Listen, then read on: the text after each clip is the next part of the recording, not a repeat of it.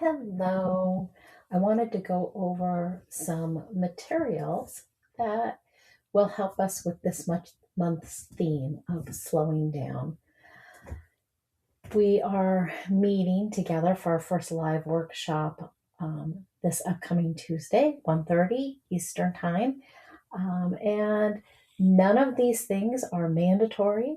Whatever you bring with you is going to be completely fine.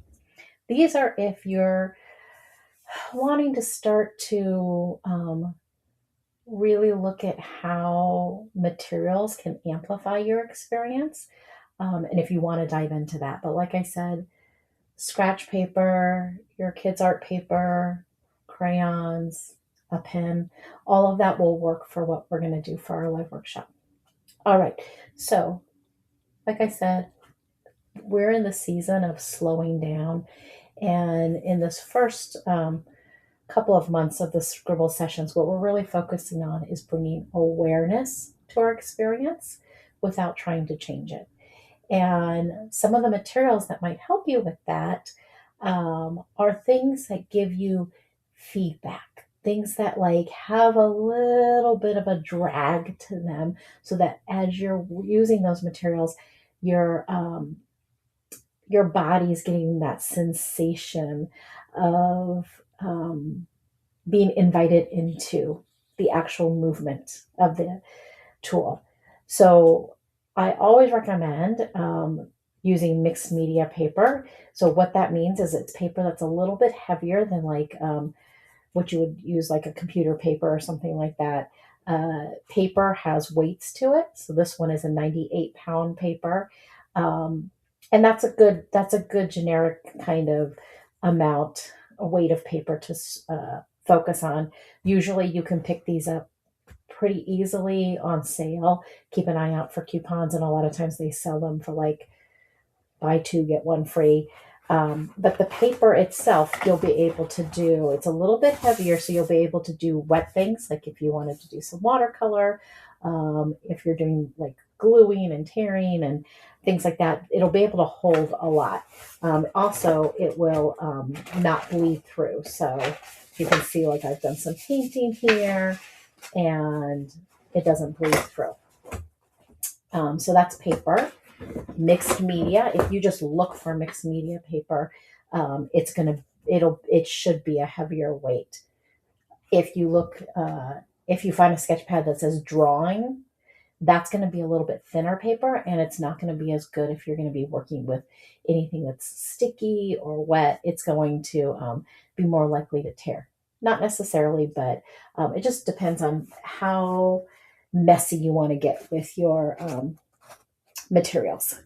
So, in terms of tools to use on the paper, we're going to be doing a lot of drawing and scribbling this month. So, I love oil pastels, and this is what came in your welcome kit, are some oil pastels.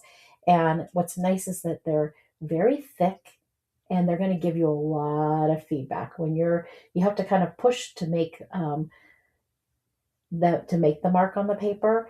And but they're kind of mushy too, so they give you both like a softness, and you can blend them, but they also give you some resistance. So oil pastels are a really nice place to start.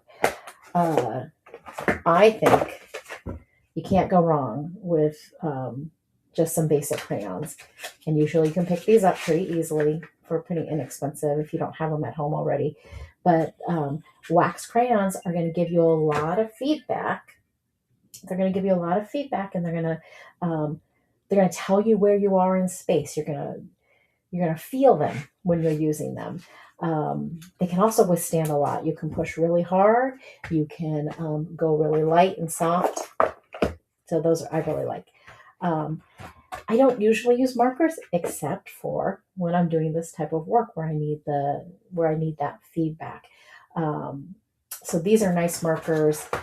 These are a little bit more pricey in terms of like I would definitely watch for coupons for these, but I like these Tombow markers. Put it right side up.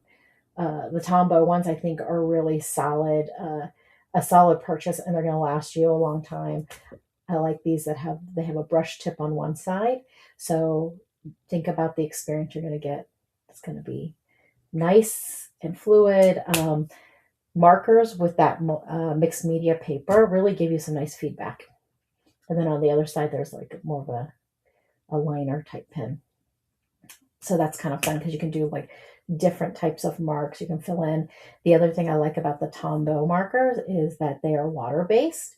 So that means that you can put some color down with your marker, and then you could take a paintbrush with some water over it, and you can kind of turn it into watercolors. So that can give you a lot of flexibility.